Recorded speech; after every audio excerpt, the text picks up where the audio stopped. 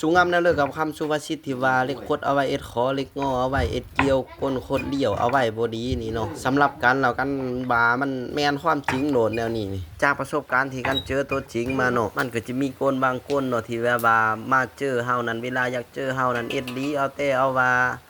ลีแต่พอเขาเจอเฮาแล้วเฮาเม็ดประโยชน์แล้วเขาก็แบบว่าบ่เห็นเฮาอยู่ในสายตาเลยเนาะแต่ว่าตอนที่เขาอยากให้เฮาเอ็ดจอยเลยนี่เขาจิพยายามเอ็ดลีกับเฮาที่สุดเพราะว่าเฮาเอ็ดให้เขาแล้วเขาก็จิ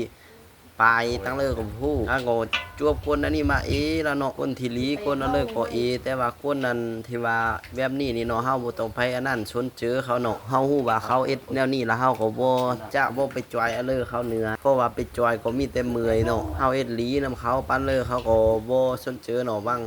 คือกันเอ็ดคลิปย่องนี้นี่แหละคนที่ว่า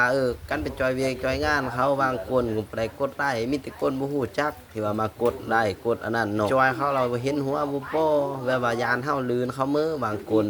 ซึ่งอันนี้มันเป็นความจริงเนาะคันเป็นคนดีนี่เป็นดีคนดีคือคนเนาะคันบ่นั้นนี่มันสิเมื่อยแล้วล่ะ